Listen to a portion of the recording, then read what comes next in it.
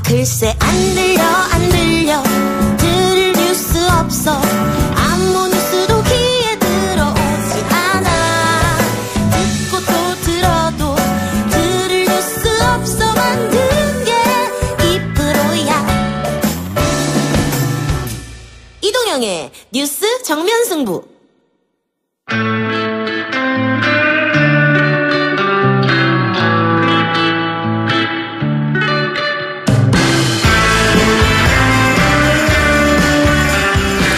입담 센 두 분과 함께 우리 사회 이슈를 공론하는 시간 질문자들 공론화위원회 앵커 전성시대 박종진 전 앵커 이현경 위키트리 방송위원 나왔습니다. 어서 오세요. 네, 안녕하십니까. 박종진 앵커는 제2의 전성기라고 해야 됩니까? 제가 뭘 했다고 제2의 전성기. 어제 쏠돈도 나오더만. 그냥 나왔습니다. 팟캐스트도 하나 하고 계시고 네. 고정으로 또 들어가고. 네. 그다음에 여기 YTN 또 이동영 정면 승부에 고정으로. 제2 전성기 아니에요? 네, 고정 아닙니까? 제2전성기 아닙니까?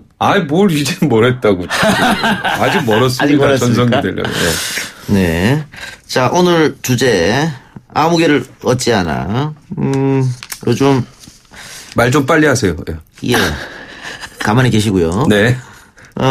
여러 가지 설화라든가 논란이 많은 분 세 분을 정해서 한번 이야기를 해보도록 하겠습니다. 일단, 안철수 전 대표, 안철수를 얻지 않아. 안철수 전 대표랑 최근에 박종진 앵커가 단둘이 식사했다고요? 네네, 식사했습니다. 무슨 얘기했습니까?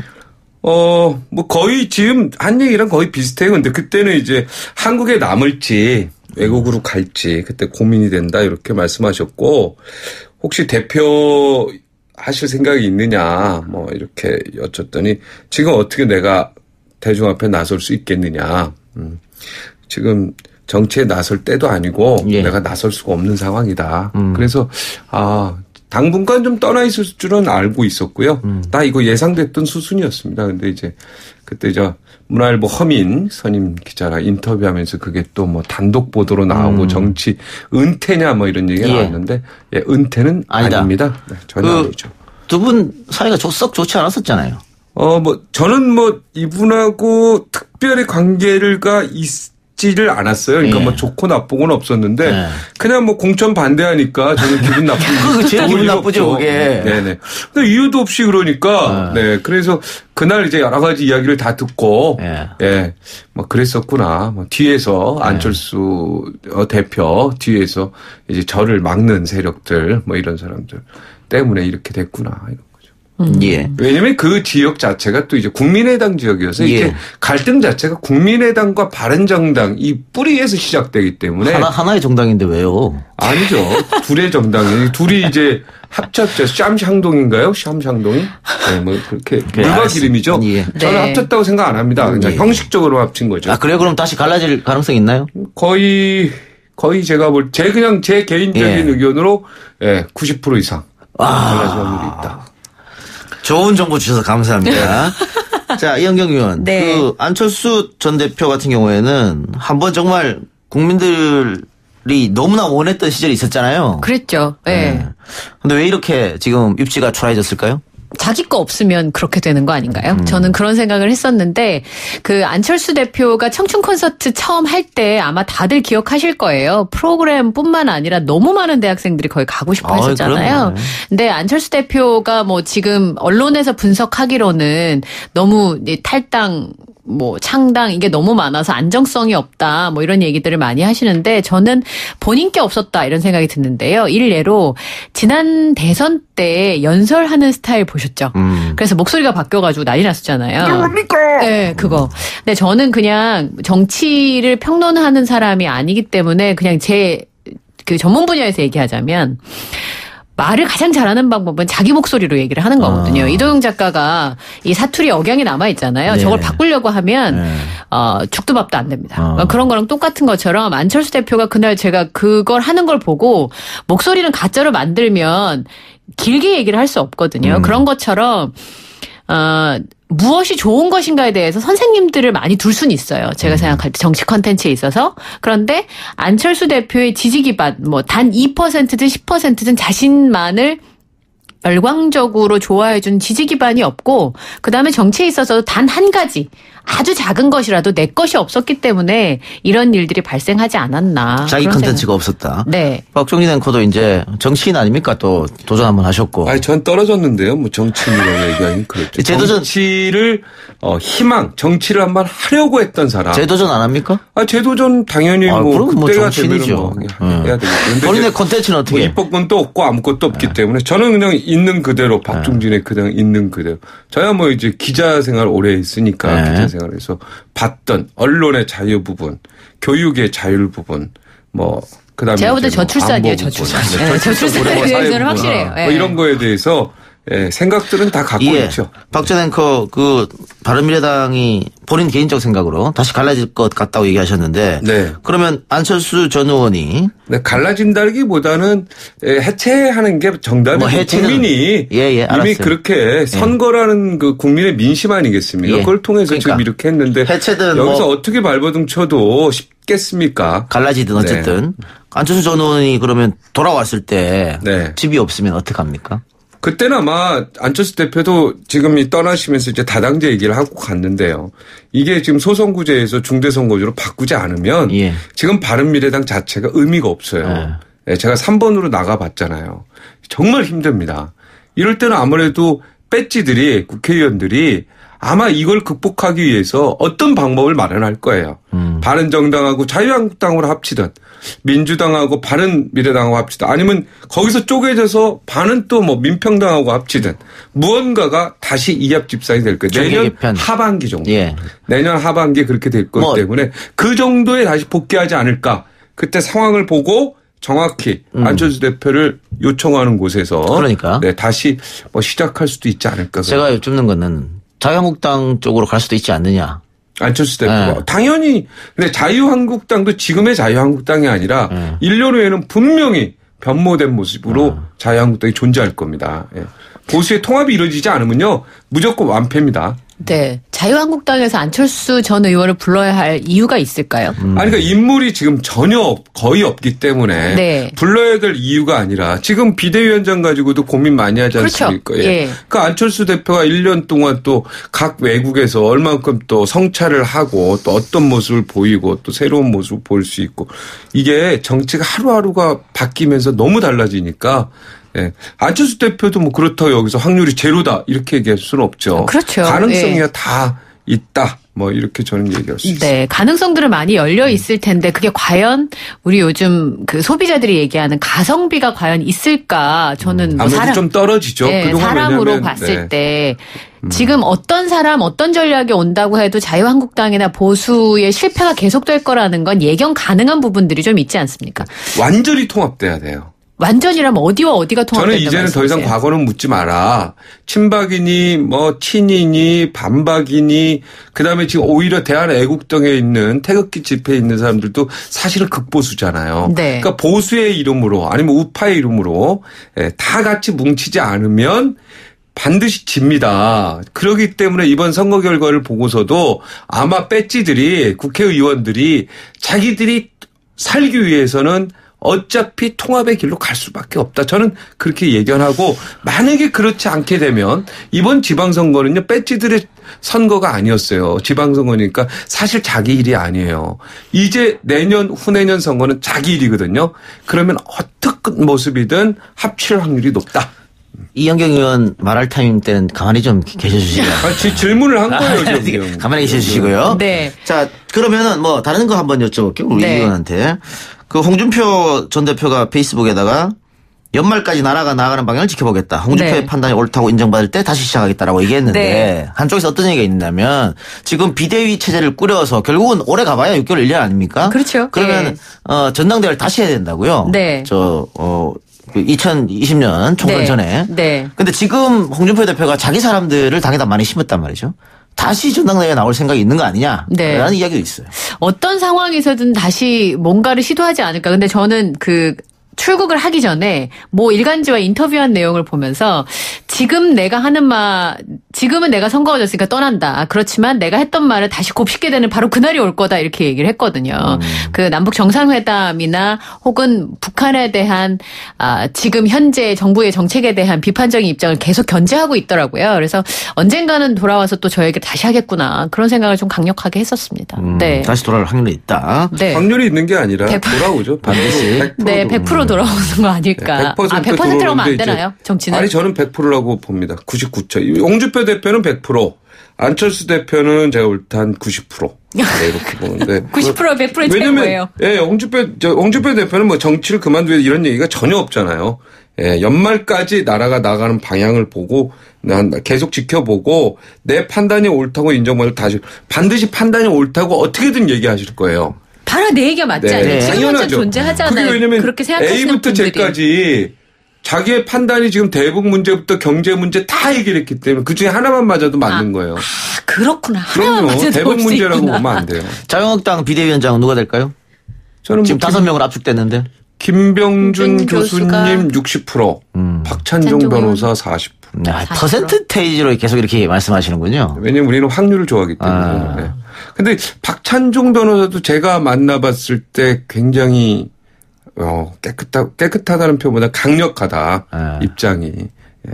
그리고 김병준 아무래도 교수님이 지금까지 이렇게 하마평에 올라왔는데 여기서 빼버리면 김병준 교수님 입장이 굉장히 곤란하지 않을까. 그분 입장은 계속 곤란해졌었어요. 그러니까 네. 쭉 계속 그런 일이 있어요. 네. 지난번에 서울시장 선거 제안이 있을 때도 제가 교수님한테 나가실 거예요. 그랬더니 저한테 전화도 안 왔어. 그러니까 언론에서 계속 회자가 되는데 전화도 통화한 적도 없다. 당사자가 얘기가 없는데 무슨 일이 진행이 되겠냐 이렇게 말씀하시더라고요. 그러니까 실제로 바깥에서는 얘기가 되게 많이 돌아도 정작 전화를 해야 되는 사람이 연락이 없고 실제는 아무것도 안 돼서 서울시장 선거 때도 나가냐 마냐 뭐 그러다가 어정쩡해서 늦었다 못 나간다 이렇게 되게 늦었잖아요. 그전에 또 국무총리 문제가 있었고. 그때도 그랬고 그래서 제 생각에는 뭐 누가 되느냐도 중요하긴 하겠습니다만 이 봉숭아학당을 정리할 수 있는 사람이 과연 존재할까? 그리고 존재하게 해줄까? 박찬종 변호사 어제 저희랑 인터뷰했었는데 그 의욕은 굉장히 있는 것 같은데요. 하고자 하는. 네. 원래 박찬종 변호사는 항상 좀 말도 또박또박 좀 잘하시고 생각이 항상 그 헌법의 원칙에 의거해서 하시는 분이라서 박종진 잘할 것 같아요. 앵커랑 비슷하더라고요. 제가 이렇게 질문을 하나도 못하게 하고 계속 혼자말만 하시더라고요. 아니, 참. 네. 아니 그래도 아니 지금 천하의 앵커 2명을 옆에다 앉혀놓고서 지금 패널로 하고 있어. 본인이 패널해야 되는데 지금 이런 상황에서 지금 계속하고 있는데 저를 계속 어떻게든 디스하려고 하네요. 좋아해서 그러는 거예요. 좋아해서. 좋아하는 건 아는데. 네. 압니까? 네. 얼굴 빨개졌어요. 박찬종 변호사가 인터뷰한 쿼터 중에 제일 기억 남는 게 내 안을 받을 수 있을지 모르겠다. 이게 제일 기억이 나더라고요. 네. 그러니까 강력한 뭐 카드가 있다는 얘기죠. 예. 뭐 어쨌든 그 안을 안 받으면 안 들어간다는 말씀이시니까. 그거는 지금 비대위원장한테 무슨 권한을 줘야 되는데 네. 지금 비대위원장의 권한이 뭐가 있습니까? 그러니까 이제 그걸 달라는 얘기잖아요. 근데 그걸 주겠냐는 거죠. 근데 지금 비대위원장이 공천권을 사실은 줘야지 되는데 네. 아직도 되죠. 1년, 2년이 남아가지고 예. 1년 반이 남아서 불가능합니다. 사실은 지금 들어가서 할 일이 없어요. 당 해체하는 것밖에 없어요. 오늘 김성태 원내대표와 심재철 의원이 주고받은 공방 얘기가 되게 재밌더라고요. 내가 그때 도와줬는데 도와준 적 없다. 뭐 이런 공방이 지금 현재 자유한국당 내부에서 일고 있는 거잖아요. 저걸 과연 정리할 수 있을까? 어떤 사람이 들어오면 저걸 정리할 수 있을까 싶더라고요. 쉽지 않습니다. 예. 이게 어제 사실은 어느 정도 정리가 되려면요. 한 90% 자유한국당 의원이 불출마 선언해야 돼요. 그 정도 돼야지 얘기가 지금 되고. 불출마 선언하는 사람이 몇 명 되나요? 의원직 사퇴도요. 제가 볼 때 한 10% 일어나야지 국민들이 감동을 해야 됩니다. 이 정치라는 게 그냥 돼서는 안 되고. 그래서 비대위원장한테 힘을 주려면 공천권은 현실적으로 어려우니까 네. 출당권은 있어야 되지 않겠느냐. 당연히 출당권? 당신 출당권뿐만 나가라. 아니라 이렇게. 불출마 나가라. 선언까지 조여할 수 있도록 다음 공천에서 배제시켜버렸다는 거를 선언해서 그것이 유효 카드로 어떻게 남을 수 있도록 그 정도 권한은 줘야지 아마 되지 않을까.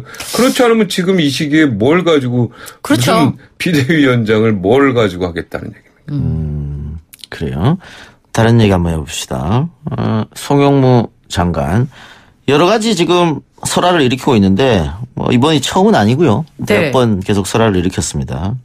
그리고 이번에도 중요한 것은 기무사 문건과 관련해서 3월 달에 이미 보고를 받고 덮어놨다. 네. 이렇게 돼서 굉장히 큰 논란이 되고 있거든요. 그러면서 그 조만간 문 대통령이 소폭 혹은 중폭 개각을 할 텐데 그 개각 1순위가 아니냐 이런 얘기까지 지금 나오고 있는 실정입니다. 네. 계속 청와대 혹은 나오는 지금 정부에서 나오는 내용과 송영무 장관의 입장이 계속 좀 엇갈리는 대목들이 있었잖아요.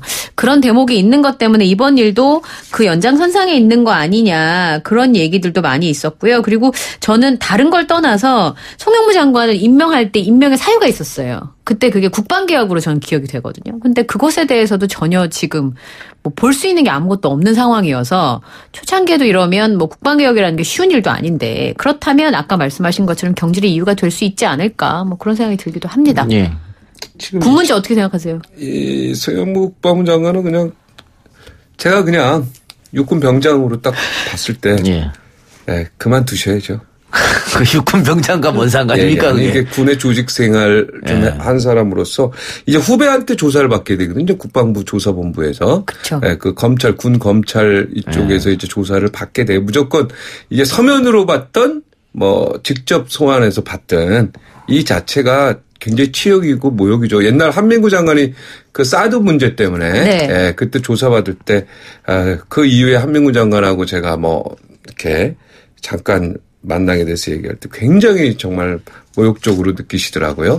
예, 어차피 자기 그 부하거든요. 국방부 조사본부도. 예, 거기서 어찌됐든 그 밑에 또 부하한테 받는 건데 이거에 대해서는 어떤 자존심을 가지고 그리고 이분이 10년 전에 지금으로부터 2008년도 2006년에서 8년도 해군 참모총장 출신입니다. 네. 지금 벌써 10년이 지나서 지금 나이도 이제 7순이 네, 넘으셨는데 제가 볼 때는 멋지게 네. 어차피 내가 볼 때 개각 사유가 일본으로 좀 거론되고 있는 마당에 청와대 주군한테도 굉장히 대통령한테도 부담을 느끼고 지금 중요한 건 청와대는 문건 보고 받은 적이 없다 그러는데 국방부는 지금 문건 보고했다 이거 아닙니까? 이렇다면은 뭐 근데 얘기할 이게 것도 없죠. 보고 여부를 칼로 두부 자르듯 딱 잘라 말할 수 없는 측면이 있다 이렇게 얘기를 했단 말이에요. 그러니까 전혀 언질이 없었다는 뜻은 아닌 것 같은데 회색지대라고 했으니까. 김의겸 대변인도 뭐 저랑 청와대 같이 출입했던 네. 한겨레 신문 기자 출신인데 여기서 뭐 회색지대와 같은 부분이 있다. 그러니까 그 이런 뭔가 표현은 아니 보고하면 한 거고 안 하면 안 한 거지. 그 번역기를 좀 돌려보고 싶다니까요. 이건. 회색지대와 같은 부분이 있다 이렇게 표현하는 게 우리 김의겸 선배 같지 않은 이거 예. 논평이다. 이런 그리고 뭐 젠더 문제에 대해서 실수한 두 번 그렇죠. 크게 했었고. 네. 그것도 그거지만은 청와대하고 좀 안 맞는 이야기, 뭐 사드 문제도 네, 그렇고 네.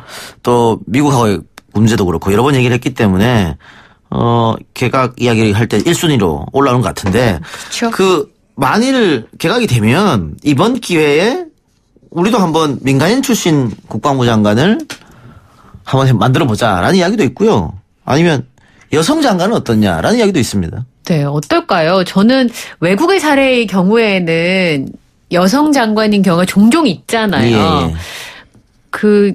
저는 군대를 안 가서 군대 갔다 온 남성들이 그걸 어떻게 받아들일지 저는 궁금하긴 하거든요. 지금 대한민국이 남북이 어찌됐든 대치되고 있지 않습니까? 아무래도 평화 무드라고 하더라도 이런 상황에서 군 출신이 안 한다는 게 저는 굉장히 국민들이 좀 불안해할 것 같다는 생각이 들어요. 불안해할 것 예, 같다. 제가 볼 때는 그렇지 않고 대한민국 예를 들어 스위스나 뭐 유럽 국가 정도 되면 네. 아무래도 뭐 여성을 하든 민간인을 하든 큰 문제가 없겠지만 지금은 어찌됐든 정전 협정이 맺어진 것도 아니고 네. 지금 이 상황에서 우리가 한가하게 민간인 출신이나 이런 거 운운한다는 건 그럼 군대 제가 갔다 온 군 그 병장 출신으로 굉장히 불안해요. 그러니까 그 육군 병장이라고 얘기해놓고는 네. 그 민간인입니까 그거는? 아니 그러니까 육군 그래도 군 출신이 해야 된다 이런 얘기죠. 저는 육군 병장 군 출신이지. 만약에 군 복무를 제대로 다 마친 국방 전문가인 정치인 정도 된다면 가능할 수 있지 않을까 저는 생각을 하고 있거든요. 그렇죠. 군을 정확히. 지금 그러면은 우리 송영무 장관은 군 출신 아닙니까? 예. 그죠? 네, 당연하죠. 아니 네. 그러니까 일반 군인이 아니어도. 그러니까 일반 병사로 군대를 갔다 와도 가능하다. 네. 그 만일을 뭐 꼭 군 출신만 국방부 장관을 해야 된다 같으면 뭐 최고 통수권자도 군대 안 갔던 사람도 최고 통수권자 했잖아요. 네. 그러니까 그런 차원이라면. 예. 또 우리가 민간인 출신 국방부 장관 없었던 것도 아니고 이승만 정권도 있었으니까 그런 거 봤을 때 한번 생각해보는 건 나쁘진 않지 않나요? 저도 그래도 군은 갔다 오신 분이죠. 여자든 남자든 그죠? 네, 여자든 군 경험을 남자든. 분명히 정확히 하신 분. 아, 여군 출신이 하시는 것도. 아, 그렇죠. 그러네. 예. 얼마든지. 네. 근데 나쁘지 군에 않다. 대해서 전혀 모르고 국방부 장관하기 쉽지 않죠. 아니, 전문 분야니까 그런 우려는 그러면 있을 수 국민들이 굉장히 있습니다만 우려하고 걱정 많이 이제는 하죠. 좀 넓힐 때가 되지 않았나. 예. 근데 소영무 장관은 뭐 다른 발언들도 굉장히 문제가 좀 있었잖아요. 예, 시끄러웠죠. 그래서 뭐 네. 대통령한테 부담을 준다 이런 얘기도 있었고 어쨌든 대통령의 국정 철학과 맞는 사람이라면 국방부에도 전문가들이 많이 있지 않습니까? 네. 그래서 왔다 갔다 보좌하면 충분히 가능하다 이런 얘기가 있으니까요. 그건 좀 지켜보도록 하고요. 다른 이 얘기하기 전에 다음 넘어가기 전에 우리 팟빵역으로 JSIN1818님 박종진 전 앵커 석촌호수 들어갔습니까? 라는 질문. 아, 예. 7월 18일 날 공개됩니다. 네, 공개됩니다. 아 7월 18일 날 공개됩니까? 네, TV에 불가당에서. 불가당에서. 네. 근데 그게 이제 불법이라고 그랬잖아요. 엠바고기 때문에 얘가 지금 엠바고. 여기서 밝혀버리면 생방송도 이미 다 그 나갔어요. 방송국에서 네? 생방송으로 다 나갔습니다 지금. 제가요? 네. 아니 그러니까 그 내용을 밝힐 내용은 수는 안- 없다. 아. 네. 방송이 18일 날 된다. 어떻게든 할 땐 약속은 지켰다. 네, 약속은 지켰어요. 그렇게 해석하면 됩니까? 네네. 네. 알겠습니다. 왜냐면 대충 그쪽에 또 눈치가 단독 눈치챌 수 특종인데. 있는 얘기는 다 나온 것 같은데. 약속 지켰다 그러면. 네, 약속 지켰다면서요. 네. 아, 좀 부끄럽게 약속을 지켰네요. 그래요? 근데 뭐 석촌호수 그건 뭐 법적으로 안 된다고 이런 얘기 있어가지고. 네, 법적으로도 안 되고, 예, 이게 아주 복잡하더라고요. 예, 그리고 하여튼 뭐 그 방송에 뭐 거의 뭐 VCR 다큐멘터리식으로 해서 쫙하게 네, 다 나갑니다. 많이 어이, 시청 바라겠습니다. 와, 되게 너그럽네요. 다른 방송 홍보를 이렇게 해도 다들 즐겁게 받아주시고. 아니, 질문을 그렇게 하니까 뭐 어쩔 수 없죠. 그래요. 네. 자, 다음. 네. 정연백 장관 이야기 해봅시다. 여성가족부 정연백 장관도 요즘 난감한 처지입니다. 정 장관이 해외역 그 집회 다녀와서 SNS에 글을 하나 올렸는데 이게 상당히 논란을 일으키면서 네. 장관을 힘해라 라는 국민청원까지 올라왔습니다. 왜냐하면 여기 그 해외역 집회에서 네. 문재인 대통령을 향해서 또 입에 담을 수 없는 뭐 그런 글들도 올라왔고요. 있었잖아요. 네. 예. 그리고 뭐 우리 역사적 위인들도 조롱하고 뭐 그런 여러 가지가 있었는데 거기 가서 오히려 이 사람들 응원하는 걸 올렸기 때문에 네. 지금 뭔가 제대로 파악하고 이런 걸 하느냐 이런 얘기 같아요. 근데 본질하고 벌어진 현상하고는 좀 구분을 해야 되는 것 아닐까 저는 예. 좀 그런 생각이 좀 드는데. 약간 좀 다른 방향으로 가고 있죠. 예, 그러니까 해외역 시위에서 거론된 언사들 중에서 사실 언론에 등장하는 언사들을 동의하시는 분들이 과연 계실까 저는 그런 생각을 하거든요. 여성들도 그런 거를 동의하지는 않을 거예요. 다만 그 취지에 대한 얘기들에 대해서 정연백 장관이 얘기한 것 같은데 근데 저는 좀 다른 측면에 있어서 정연백 장관이 이 시위에 다녀왔다가 문제가 아니라 이 문제가 굉장히 오래됐고 미투 문제도 오래됐잖아요. 근데 이분이 페이스북에 올린 그 글 때문에 문제가 아니라 페이스북에 글만 안 올렸으면 그렇죠. 문제가 그래서 안 돼요. 문제가 안 되는 거잖아요. 근데 그런 정부적 판단이 안 된 거지 그게. 그러니까 페이스북에서 누구 편을 든 겁니까? 해외역 네. 여성들 편을 드는 글이었죠. 네네. 그래서 이게 어떻게 문재인 대통령을 지지하는 어떤 그런 사람들, 그런 세력들한테 지금 굉장히 곤란을 겪고 있는 거 아니에요? 근데 해외역 시위에 나가신 여성분들이 그 지금 나왔던 문재인 대통령을 모욕하는 언사에 다 동의하냐는 거죠, 제 얘기는. 아, 근데 그럴 수는 없죠. 다 그렇지 동의할 않을 수는 거라고요. 없죠. 근데 정연백 장관이 저는 거의 간 것이 문제라기보다는 그리고 해외역 시위에 선의를 가지고 참가한 사람들의 입장을 옹호한 거겠죠, 정연백 장관은. 자, 문 근데 대통령을 향해서 재기했습니다. 재기해. 무슨 뜻입니까? 알면서 뭘 물어보세요. 아니에요. 이거 방송 듣는 사람들한테 설명해야 돼요. 그래야지 이게 너무 심했다 이렇게 얘기할 수 있는 거 아닙니까? 다 아세요. 다 아니에요. 아십니다. 이동형 우리 진행자 무슨 네. 뜻입니까? 제가 진행할 얘기하세요. 테니까 좀 가만히 계시고요. 예. 자, 맞아 이야기하고 내가 네. 얘기했습니다. 예. 아니 그러니까. 이 얘기를 좀 하고 지나가야지. 우리 설명을 시청자. 문재인 대통령 재계가 이게 성재기 옛날 맞아요. 남성연대 이분 예.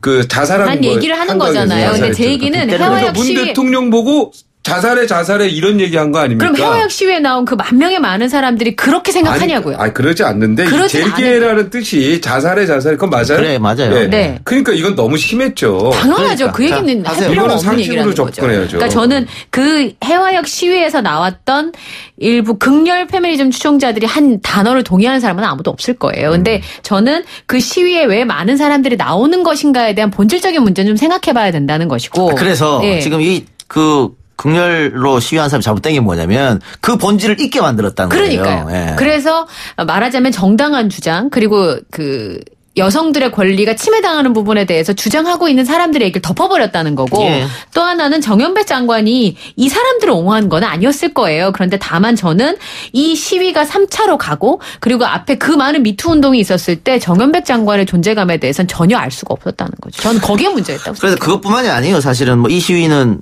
생물학적으로 여성만 참가해야 된다. 그래서 꼬마 아이들도 못 오게 하면서 또 아이 혐오 발언했었고요. 또 지금 성체를 훼손하는 사건 때문에 가톨릭에서도 지금 난리가 났잖아요. 났고. 네, 맞아요. 그건 잘못된 거예요. 불상을 또 모독해서 또 난리가 났었는데 계속해서 이렇게 가면 자기들끼리 고립될 수밖에 없거든요. 그래서 이 시위 방법을 바꿔야 되는데 네. 많은 분들이 불편해하는 그곳에 가서 이런 글을 올렸기 때문에 정연백 장관에 대해서 이야기를 하고 있는 거고. 근데 네. 비단 이번 사건뿐만 아닙니다. 정 장관에 대해서는. 그래서 또 그 개각할 때 대상이 되는 게 아니냐. 네. 이런 이야기가 나오는데 마찬가지입니다. 아까 국방부 장관 여성 한번 하면 어떠냐 이런 얘기 나오는 것처럼. 네. 여성가족부 장관 남성 하는 게 어떠느냐. 이거는 난 남성이 해야 된다고 해요. 이것은. 왜요? 이거는 남성이었다면은 진짜 여성을 위해서 어떤 정책을 하는지 한번 궁금하지 않습니까? 뭘 하실 수 있을 것 저는 같아요? 여성가족부 장관하면 저는 진짜 잘할 것 같다는. 본인 얘기하지 아니 말고요. 뭐든지 본인이 제일 잘할 것 같아. 아니 왜냐하면 여성의 복직이 쉽게 얘기해서 뭐 여성 지금 일하고 있는 그 직장맘들 위해서 여러 가지 워킹맘. 어린이집이라든가 지금의 그 어린이집 뭐 보육시설 이런 문제들에 굉장히 문제가 많거든요. 네. 간접적으로 지원하고 이러면서 그 아니면은 뭐 각 사업체에 네. 직장맘을 위한 여러 가지 제도라든가 뭐 휴가제도 뭐 이런 게 다 보건복지부 일을 일부 하고 있거든요. 여성가족부가 많이 겹치는 일들 이런 걸 조율할 수도 있고 제가 아무래도 딸이 3명이니까 네. 여기에 좀 강점이 있지 않을까. 근데 저는 아니 근데 뭐 이 정부에서 하겠다는 얘기는 아니고 여성가족부 안 시켜줍니다. 아니 제 얘기를 좀 들어보세요. 예.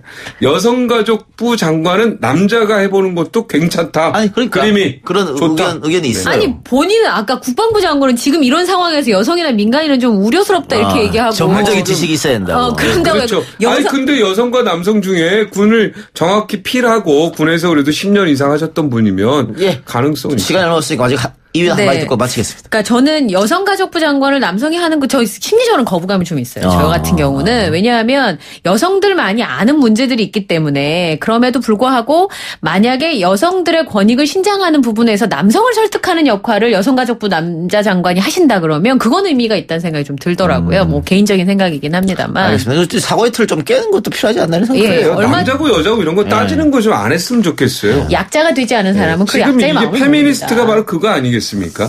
알겠습니다. 아니 그렇게 정리하시면 안 되고요. 남자 그렇게 여자 정리하시면 안 그걸 되고요. 따지지 마시고 네. 시간이 없습니다. 네. 예, 여기까지만 듣고 다음 주에 합시다. 남녀 평등 시대를 맞아서 팟빵 앱으로 다울랜드님께서 박아재는 여기서 박아재는 박종진의 걸 뜻하는 것 같아요. 하고 싶은 말 3분의 1만 하시길 바랍니다. 이렇게.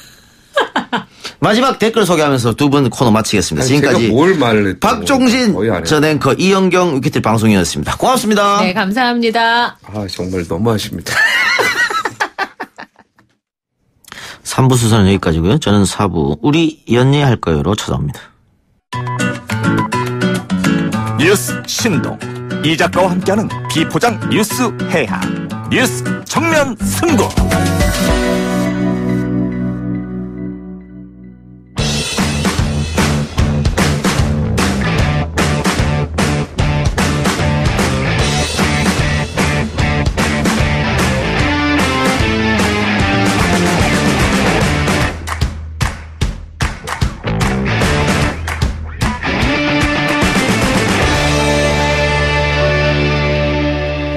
매주 금요일 이 시간은 연예 뉴스 듣는 시간이죠. 우리 연예할까요? 이 코너 함께 하실 두 분입니다. 대한민국 최초 시사평론가 겸 영화배우 남태우 씨, 텐아시아 김하진 기자 오셨습니다. 어서 오세요. 안녕하세요. 네, 반갑습니다. 팟빵 앱으로 율량동 하인캐스님, 박종진이 가니 남배우 오나 총체적 난국이다. 박종진 앵커가 난국을 일으켰습니까? 제가 이어서 한번 제대로 된 난국을. 저번 주에 제가 또 YTN 예스앱을 소개하기 위해서 극단적인 방송사고라는 무리수를 뜨면서까지 YTN 홍보했는데 예스앱이 잘 되는지 많은 실시간 댓글 부탁드립니다. 오늘은 예스앱을 중간에 킨다거나 네. 그런 일을 하지 않겠죠? 하겠습니다. 예. 근데 예스앱 YTN 앱을 켰으니까 망정이지 MBC나 SBS 앱을 켰으면 정말 큰일 날 뻔했습니다. 마치 제 휴대폰을 보시는 듯한 느낌이 드는군요. 예스앱 옆에 바로 MBC 미니 앱이 있습니다. 그걸 눌렀다가는 동시간대 박지훈 변호사의 목소리가 나올 뻔했죠. 그랬다면 제가 자진해서 MBC로 바로 가도록 하겠습니다. 알겠습니다. 자, 김하진 기자 어디 갔다 오셨어요? 저 식사를 합시다. 네, 드라마 제작 발표에 다녀왔는데요. 예. 식사를 합시다가 3년 만에 시즌 3로 돌아왔어요. 다음 주에 첫 방송인데 윤두준 씨가 그대로 출연을 하고 그리고 이 굉장히 매니아층이 두터운 드라마여서 네. 그 시즌제로 이렇게 1, 2, 3까지 하는 드라마가 있었나요? 우리나라에는 아직까지 좀 정착이 되지 않았는데 시즌 3까지 그래도 꾸준히 이어오고 있는 드라마는 좀 유일하다고 볼 수 있어요. 네. 그 시즌 1, 2가 성공을 했기 때문에 3까지 이어진 거 아니겠어요? 네, 2013년도에 그 시즌 1이 나왔는데 그때 혼자 밥 먹기, 뭐 혼밥이라든지 유행시켰고. 네, 그때 뭐 먹방 이런 게 좀 유행이 되던 시점이어서 그때 이제 잘 나와서 그리고 인기를 계속 얻어서 또 윤주준 씨가 또 큰 몫을 하고요. 그러니까 여자 배우들은 이제 계속 바뀌는 건데. 네, 계속 바뀌고 윤두준 씨만. 그 시즌 1인가요? 2인가요? 아주 먹음직스럽게 먹어서 갑자기 또 스타가 된 분도 계시죠? 네, 2의 서현진 씨가 그때 굉장히 맛있게 먹어서 그 뒤로는 좀 잘 됐어요. 네. 먹방 그래요. 근데 윤두준 씨는 이렇게 1, 2, 3에 계속 나오는 이유는 뭔가요? 사실 그 식샤라는 그 아이디를 쓰고 있는 주인공으로 나와요. 구대영이라는. 그래서 이 사람 중심으로 이야기가 흘러가기 때문에 남자 주인공이 굉장히 중요한 역할이어서 윤두준 씨는 계속 나올 수밖에 없는 역할이에요. 네. 그러면은 이제는 뭐 아이돌 가수는 은퇴라고 보면 되나요? 계속? 아니요. 계속 하이라이트로 구 비스트 현 하이라이트로 활동을 하고 있죠. 네. 네. 그 시즌 1, 2, 3 시즌 3는 그래도 1, 2보다 조금 다른 어떤 면모니가 보여야 될 텐데. 네, 시즌 3는 이제 과거와 현재를 좀 오가는 식으로 방송이 된대요. 그래서 그 윤두준 씨가 맡은 구대영이라는 역할이 이제 과거 20대 캠퍼스 시절에 첫사랑이랑 이렇게 좀 그 사랑을 싹 틔우는 그런 장면도 나오고 현재의 모습도 나오고 이렇게 과거와 현재를 좀 오간다고 해요. 그래서 과거에 먹는 장면 그리고 현재 먹는 장면이 동시에 볼 수 있어요. 2004년에 첫사랑과 먹는 장면, 네. 그리고 2018년 현재 왔다 갔다. 네네. 남태호 씨 첫사랑 언제였습니까? 그거는 뭐 기준에 따라 다를 수는 있는데 제가 생각하는 기준은 고2 때 정도로 그게 생각합니다. 몇 년도입니까? 83년도죠. 83년도. 1983년. 네. 연도를 굳이 뭐 그렇게 확인하시고. 알겠습니다. 그때도 첫사랑이 있었습니다. 뭐 있었겠죠. 예, 아주 옛날이긴 합니다만. 예. 요즘에 이렇게 먹방 또 지금도 됐습니다. 먹방이. 네. 예. 그 누구죠? 굉장히 유명한 유튜브에서 벤스. 네. 엄청나게 먹어야 되더라고 친구는. 그리고 또 혼자서 또 먹고 이런 거. 근데 남태호 씨는 그 채식주의자잖아요. 예. 그래서 먹는 게 좀 한정돼 있으니까 네. 이런 드라마는 잘 안 보시겠어요? 사실 뭐 저는 크게 관심이 있지는 않고 저는 뭐 개인적으로 이제 뭐 채식에 가까운데 채식 위주로 좀 많이 먹는 편입니다. 그래서 육식에 못지않게 먹어서 좀 칼로리를 유지하는 뭐 그런 정도인데. 채식을 많이 하기 때문에. 예. 그러니까 저는 이제 소품종 대량 식사를 하기 때문에 뭐 이걸 브라이티한 이거 자체는 제 입장에서는 크게 땡기는 건 없죠. 그렇군요. 윤두준 씨 이번이 마지막 드라마라는 얘기는 뭐입니까? 네, 그 군대 문제로 좀 이렇게 이름이 거론이 됐었는데 윤두준 씨가 이번 드라마로는 이 작품이 마지막이고 이제 군대에 가겠다고 얘기를 제작 발표회 때 했고요. 그래서 좀 음식 관련 드라마이다 보니까 이제 군대에 입대하기 전에 뭐가 가장 먹고 싶냐고 물었더니 그러니까 어머니의 집밥이 가장 먹고 싶다 이렇게 얘기를 했습니다. 네. 군대 가시면 고생을 좀 하실 것 같아요. 요즘 뭐 달라졌겠지만 제가 취사병 출신입니다. 그러다 보니까 이게 메뉴가 많잖아요. 한 10개 정도로. 그걸 가지고 이제 계속 돌려서 한 2년 먹어야 되기 때문에 이렇게 굉장히 다양하게 이렇게 식사를 합시다 하다가 군대 가면 조금, 힘들지 않을까. 고기를 안 먹기 시작한 지 언제부터입니까? 저는 한 5살 정도 때부터 고기를 안 먹었습니까? 안 먹었다고 전해지더군요. 그러면 군대에서 취사병 하면서 본인은 먹지 않지만 고기를 또 다뤄가지고 음식을 만들었겠네요? 그렇죠. 그런데 이제 제가, 음식 하는 것 자체를 또 굉장히 귀찮아했기 때문에 다른 동료들의 배려로 저는 그 나물 무치는 전공으로 그것만 주로 했습니다. 고기를 썬다든가 이런 걸 하지 않고.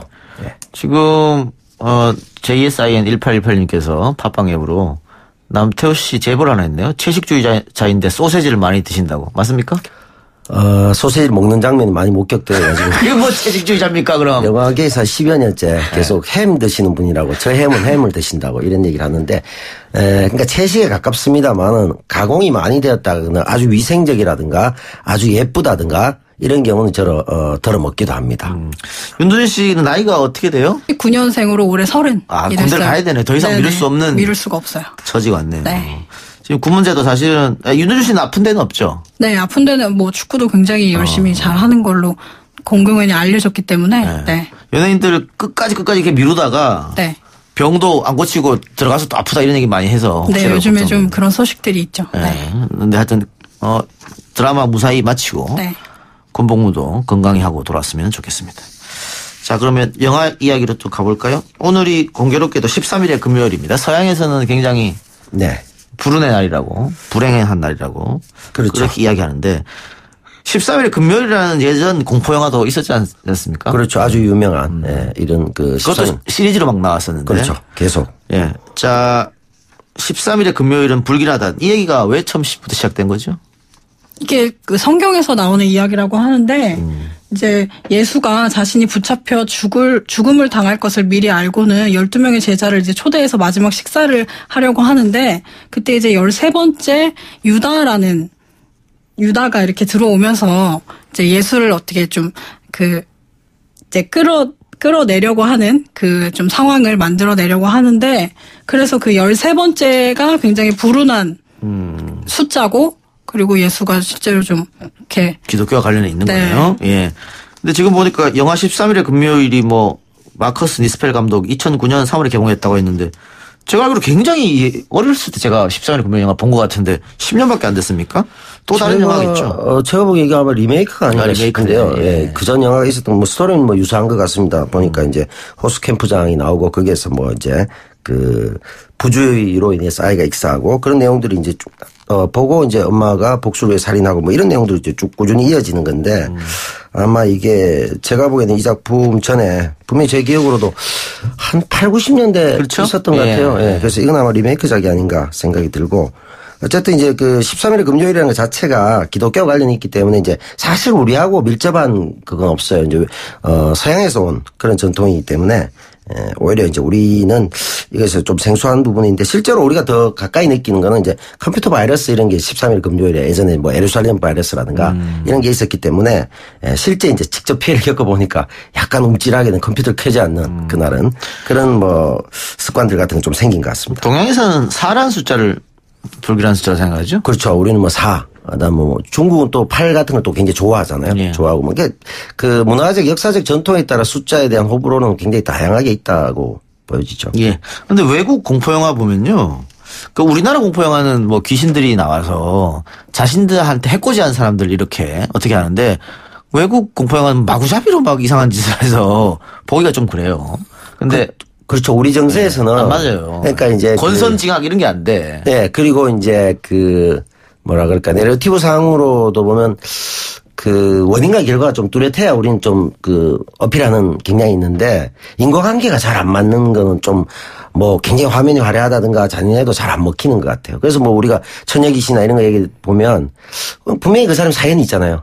그래서 그런 것들을 굉장히 어필하는 느낌이 드는 그런 거죠. 우리 입장에서는. 예. 남배우가 고기를 못 먹는다 하니까 우리 댓글로 저도 못 먹습니다. 없어서. 이런 댓글이 쭉 달리면서 이 작가님 고기 사주세요. 뭐 이런 얘기가 많은데 방청 한번 하러 오십시오. 단체로. 제가 고기 사드리겠습니다. 아, 여기서 방청할 수 있습니까? 네. 그래요? 여기 뒤에 있으면 되지 않습니까?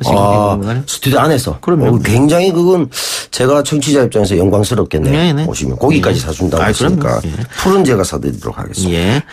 자, 그러면 13일에 금요일 같은 공포영화 두 분이 어쨌든 전문가니까 추천 좀 해주시기 바랍니다. 어떤 영화를? 일단 남배우가 추천해 주시겠습니까? 네.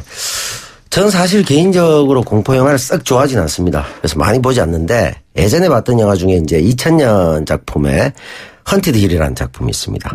이 작품은 보면은 1931년이 배경이고요.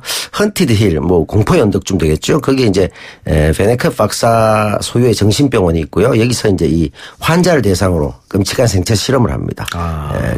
거기서 이제 살아있는 사람의 내장을 꺼내는 수술을 하던 중에 환자들이 반발해서 어떤 살인이 일어나고 난동이 일어나고 그래서 모두가 사망하는 사건이 발생하고 그래서 이 목격자와 생존자가 없는 가운데 묻혀졌지만 수술실에 그 당시에 있었던 간호사가 16mm로 촬영한 테이프가 발견되면서 사건이 전개되는 겁니다. 이 영화를 추천한 이유는 뭡니까? 이 영화 보면 굉장히 오락적 요소도 강하고요. 그 당시로서는 화면도 굉장히 스펙타클하고 이렇게 그런 부분들 그리고 이제 화면이 유려하고 그리고 또 등장인물도 다양하고 거기다 또 나중에 보면 이게 이제 사람들을 무작위로 초대합니다. 초대해가지고 이 사람들에게 $100만 상금을 걸고 뭔가를 합니다.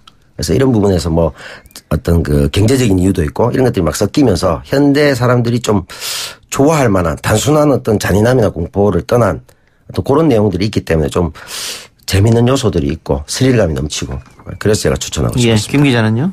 네, 저는 곤지암 추천해드리려고 하는데요. 얼마 전에 나온 영화 아닙니까? 네, 3월 달에 개봉이 됐는데 이야기만 저도 굉장히 많이 듣다가 저는 이걸 영화관에서 못 보고 집에서 봤어요. 근데 그 후반부 이 영화가 이제 곤지암 정신병원이라는 곳에서 일어나는 이야기인데 이제 이 괴담이 굉장히 많은 정신병원이어서 이제 없어졌는데도 이제 인터넷을 통해서 거기를 이제 체험하는 모습을 담으려고 이제 젊은이들이 거길 가서 촬영하는 상황부터 이제 영화가 시작이 되는데 굉장히 좀 공포스러운 장면들이 굉장히 많이 나오고 전체적으로 계속 어두운 모습이 계속 진행이 돼요. 그래서 처음부터 끝까지 굉장히 무섭습니다. 이거 실제로 있었던 그런 건 아니죠? 네, 실제로 있었던 일은 아니고 괴담이 전해져 오는 그런 내용이에요. 예전에 비기테드 블레어워치라는 작품인데 그런 작품들하고 좀 연관해서 만든 것 같은데 만듦새가 좋진 않아요. 그래서 이게 영화를 좀 많이 보신 분들 입장에서 보면 좀 싱겁기도 하고 기대에 못 미치는 그런 부분도 좀 있죠. 아니 김하진 기자가 나름 고심해서 추천했는데 기대에 못 미친다. 만듦새가 안 좋다. 그런 얘기하면 어떡합니까? 그러고 보니까 제가 평소에 생각했던 얘기를 했는데 김하진 기자가 애써 이렇게 이걸 소개한 바람직하지 않을 것 같은데 생각을 했거든요. 저는 굉장히 무서웠는데. 그래요? 우리 굉장히 싱겁게 그렇게 봤는데. 그래 원래 또 여름은 공포영화 제격 아니겠습니까? 그렇죠. 네. 그리고 왜 요즘에 흔히 썸 탄다 그러지 않습니까? 예. 네. 그럴 때 제일 좋은 영화 장르는 공포 영화입니다. 금방 친해집니다. 이렇게 밀착할 수 있어서. 그럼요. 네. 실제로는 영화보다는 썸 자체가 나중에 공포로 이어질 가능성이 매우 크죠. 현실의 공포가 더 무섭다 이런 생각이 전 듭니다. 가만히 계셔주시겠습니까? 네, 한편 더 추천하자면 기담이라는 작품도 아주 좋다. 이런 기담? 예. 그 작품 굉장히 무섭죠. 저도 굉장히 무섭게 본 영화입니다. 상당히 잘 만들었습니다. 그렇습니다. 좀 오래된 영화긴 합니다. 줄거리는 생각은 안 나는데 할 때 굉장히 무서웠던 기억은 납니다. 감독님 형제분인가요? 그렇던 기억이 아른아른한데 그 작품 굉장히 저는 좋게 봤습니다. 자, 근데 오늘 개봉한 공포 영화가 있다고요? 네, 속닥속닥이라는 영화인데요. 이 영화도 이제 수능을 끝낸 6명의 고등학생이 이제 소문이 계속 무성한 그런 곳으로 가서 이제 공포 체험을 하는 내용이에요. 그래서 곤지암과 약간은 좀 비슷한 내용이죠.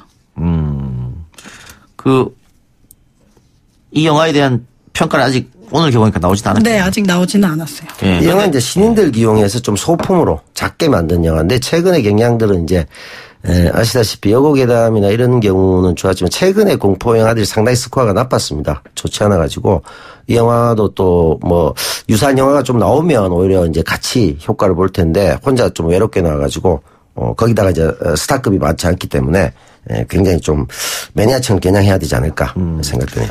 저도 하나 추천할까요? 네, 하시죠. 작년에 개봉한 겟아웃. 겟아웃. 너무 좋았어요. 그거는 사실은 정말 리얼리티 가득한 공포라고 할 수 있겠죠. 그죠? 미국 사회의 어떤 폐부를 찔릴 수 있는 그런 내용. 그리고 사회 고발 영화이기도 하고. 보고 나면 그것이야말로 진짜 공포다. 그렇죠. 현실과 바로 이어지기 때문에. 큰 기대를 하지 않고 봤는데 예. 나올 때 박수를 치고 나왔습니다. 엄청나게 상을 많이 탔죠 또. 예, 그러니까요. 예. 자, 이 속닥속닥이라는 게 결국은 고등학생들이 주인공인 영화인데 고등학생들이 주인공인 영화는 여고괴담이 굉장히 흥행몰이 하지 않았나요, 예전에? 네, 저도 굉장히 생각이 나는데 이렇게 분신사바하는 예. 네, 교실 안에서 그런 것도 해보고 근데 좀 추억이 많은 여고괴담에는 추억이 많아요. 네. 그 여고괴담 이후로 이 학원 공포물이라고 또 장르가 또 그래서 뭐 여러 가지 작품들이 나왔었습니다. 과연 이 속닥속닥이 흥행할지 좀 지켜보도록 하고요. 김한희 기자, 식사를 합시다 제작 발표 말고 또 딴 곳을 갔다 왔다고요? 네, JDB 스퀘어라는 이제 문화공간 공연장인데요. 거기 개관식에 다녀왔어요. 근데 JDB 엔터테인먼트라고 이제 개그맨들이 대거 소속되어 있는 엔터테인먼트가 있는데 그 개그맨들이 힘을 모아서 이제 공연장을 만들었습니다. 그래서 이제 그 후배를 좀 양성하는 목적으로 공연장을 만들어서 좀 한국 코미디 발전에 좀 기여를 하겠다고 해요. 이게 어디 있는 겁니까? 홍대에 있어요. 홍대에. 네. 120석 규모니까. 좀 소규모죠. 그래 크진 않네. 네. 소규모 공연장. 요즘에 뭐 각 방송사에서 개그맨들 공짜로 뽑지도 않는 실정이고. 네. 뽑힌 사람들도 개그를 할 수 있는 공간이 없으니까. 네. 그래서 그 가장 맏형인 김준호 씨, 김대희 씨가 소속이 돼 있는데 이제 두 사람이 이 엔터테인먼트에는 이제 그 가요 기획사의 연습생 체계처럼 개그 지망생들을 좀 키우고 있어요. 그런데 뭐 개그를 짜도 어디 보여줄 공간이 없으니까 직접 만들어서 이제 그 공간에서 이제 후배들을 좀 양성하겠다고 합니다. 예. 장근석 씨가 다음 주 군대 입대한다고 하는데, 조울증으로 4급 판정을 받아서 좀 논란이 있었던 것 같습니다. 네. 이 장근석 씨 같은 경우에는 뭐 조울증 얘기도 나왔었고요. 나중에 또 뭐 무매독자 혜택설이다 이렇게 나오는데 무매독자가 이제 딸이 없는 집은 외동아들 얘기인데 사실은 이게 예전에 없어졌거든요. 저희 때는 있었어요. 이게. 그래서 이제 그런 얘기들이 있었는데 지금 따지면 이제 좀 사문화된 20세기 얘기죠. 그래서 그런 것 때문에 여러 형태로 윤두준 씨와 대비돼서 좀 뭐 장근석 씨가 병행에 대해서 좀 논란이 있는 것 같습니다. 그래요. 어쨌든 무매독자라는 것은 뭐 90년대에 폐지되는 거니까요. 남아있지 않는다고 보고 양극성 장애를 띠면서 어떻게 연예인 배우 활동을 계속 해왔느냐. 이런 지적도 있는 것 같아요. 네, 그래서 소속사 관계자는 좀 계속 치료를 하려고 좀 열심히 노력도 하고 또 애쓰기도 했는데 사실 이게 뭐 완치가 되는 병은 아니어서 저 스스로도 좀 많이 괴로운 상황도 있었다고 합니다. 예. 네. 그럼 이 양극성이라는 게 이제 기쁘고 슬프고 이 갭이 굉장히 크다는 얘기잖아요. 편차가. 예, 그렇죠. 네, 좋을 때는 너무 좋을 좋았다가 때, 그렇죠. 너무 그렇죠. 슬플 때는 뭐 조증과 우울증 이런 게 같이 막 온다는 거죠. 자, 뽀통령의 시대는 갔다. 유튜브 대통령 지니 언니 시대가 왔다. 지니 언니는 뭡니까? 네, 강혜진 씨인데요. 이제 지니 언니로 이제 불리고 있는데 요즘 1인 크리에이티브들이 굉장히 인기가 많잖아요. 근데 강혜진 씨는 이제 어린이들을 상대로 장난감을 소개해주는 언니로 유명해져서 지금 뭐 구독자 수는 97만 명에 달하고요. 그 아이와 같이 엄마들도 같이 보는 그런 콘텐츠로 자리 잡았다고 해요. 그래서 어제 방송을 통해서 나오면서 좀 더 주목받고 있습니다. 누군지 알겠네요. 아시나요? 예, 우리 아들, 딸이 맨날 보던 그 언니예요. 예. 이게 유튜브 쪽에 어린이를 대상으로 한 이런 콘텐츠들이 상당히 히트하고 있거든요. 왜냐면 어린아이들은 봤던 거 또 보고 하거든요. 그러니까 클릭수가 굉장히 높을 수밖에 없죠. 제 클릭수가 굉장히 높고, 제가 알기로도 유튜브에 이제 어떤 경제적인 가치를 얘기할 때 이런 콘텐츠가 가지는 매력이 대단하다고 해서 많은 회사들이 시도하고 있는 걸로 제가 알고 있는데 한번 이게 이제 팬덤을 끌면 좋지만 그 과정의 진입 과정이 굉장히 쉽지 어려우니까. 연 매출 25억 대단한데. 그리고 이건 또 해외에서도 볼 수 있기 때문에 크게 언어의 장벽이 많지는 않거든요. 그렇죠. 해외에서 볼 수 있죠. 네, 그게 장점인 것 같아요. 시사평론가 김용민 씨가 팟캐스트 오디오는 이제 좀 그만하고 본인도 유튜브로 진출한다고 하던데 잘 되진 않을 거라고 얘기해 줍니다. 왜 그렇게 생각하십니까? 잘 되거라고 보십니까? 저도 그렇게 보진 않습니다만 궁금해서 한번 자꾸 생각해 쉽지 않겠다는 생각이 들고 이게 어쨌든 요즘엔 1인 미디어 시대니까요. 네. 컨셉만 좋게 잘 좋으면, 잡으면 네. 누구나 다 크게 대박 날 수 있다 이런 생각도 하네요.